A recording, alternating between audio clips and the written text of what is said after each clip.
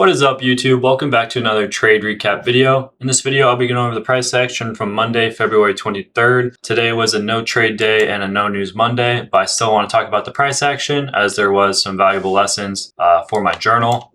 So yeah, let's just get right into the price action, starting out with the higher time frames, draw of liquidity and everything. So TradingView does this, but we were kind of right here at the time on the higher time frame at market open. Kind of like this, but this didn't fully play out yet, but you get the gist. So at market open on the higher time frames, it was super conditional for me and it was super unclear if I'm being honest. Basically what was going on is we had these 1 hour for value gaps that were unfilled at the time, resting below. We also had this 4 hour internal high, new week opening gap, and previous day high above. So I could see us going to either of these draws of liquidity. So my bias going into the day was kind of just reactionary and conditional, not really set in stone, long or short basically. And also as a general rule of thumb now, I kind of just want to be more fluid in the market anyway, so I don't get married to a bias. Even let's say if somewhere down the line the bias is way more clear anyway, I just want to be reactionary to what the price is doing. But that was kind of what I saw in the higher time frames. Not very clear at all basically. Oops. All right, so I do have market open pulled up right here on the lower time frames. As you can see right at market open, we just sweep out this London session high, 4 hour internal high, leaving the new week opening gap. However, on ES, we did actually sweep that. And I do have like 3 main points I want to talk about for today, and then I'll be done. So the first main point was kind of right here, right at market open. As you can see, I was just trying to go into the day being reactionary, and I identified that we swept out this 4 hour internal high, also swept out new week opening gap on ES right here. And ES almost swept out previous day high, which I'll talk about in a second. However, we were getting this 5-minute inversion to the downside. And as you can clearly see, the 5-minute inversion did happen and it took out all of the low time frame, low resistance liquidity right here. But obviously I didn't take this trade because the 5-minute inversion was at the TP by the time the candle closed. So it's absolutely chopped. This is like potential setup number 1 that I wanted to talk about. So just 2 quick things about this one. Obviously you're not going to take the short when it closes right here. I just have to say that though really quick. But the main lesson I took away from this one was from ES. So on ES, we got really close to this previous day high above, making relative equal highs with it. And that is just something that I'm not trying to short against, as I think it's just lower probability. Yes, be reactionary to the price action, but that doesn't mean fold to going against your rules, kind of, if that makes sense. So this was scenario number 1 that I want to talk about on why I didn't take this short.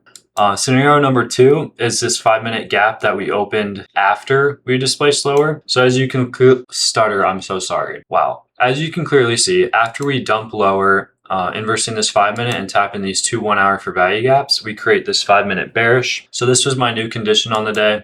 The condition was if we were to inverse this 5-minute, I can see us going to new week opening gap and previous day high.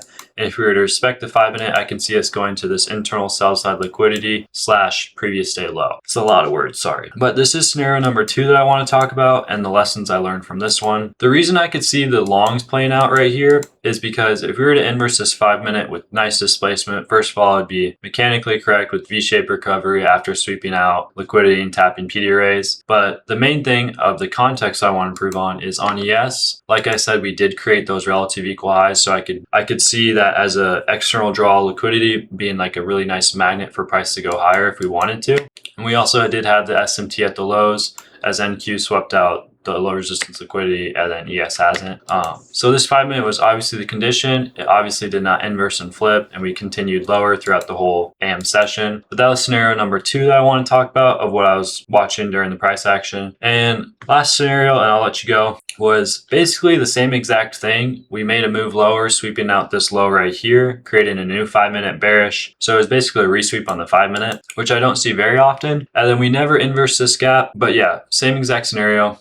If we inverse the gap, I can see us going up to those relative equal highs on ES and this new week opening gap on NQ. If we were to respect the gap, I could see us going lower to this internal sell side liquidity and previous day low, which it did. However, I did not get any good. Obviously, I didn't take the 5-minute long because it didn't inverse. And I didn't take any shorts out of this 5-minute because I didn't see any high probability inversions. Honestly, it was kind of choppy. on the lower time frame. But the delivery we did end up going to the sell side and previous day low, as well as on ES sell side and previous day low. But we kind of just like slowly chugged down there, if that makes sense. But yeah, that was the last scenario I wanted to quick talk about for this video. The main lessons from the day was on a very unclear bias and directional day. It's honestly just best to stay sitting on your hands and not take a trade unless something is super obviously clear, and it's almost like you're stupid if you don't take it. So that's kind of the lesson I took from today. I am happy with how I played the day. Kind of like a subpar lesson on the day. I'm going to try to be reactionary to the price action, even on days when the bias is way more clear than like a day on today, because I feel like it just lets me be more fluid and reactionary to the price action, almost as my bias as just if we do this, then we do this. If we do this, then we do this. Rather than saying, ooh, I'm looking for longs today if we sweep these lows. Because then I feel like my brain is just hyper focused on it. Yeah,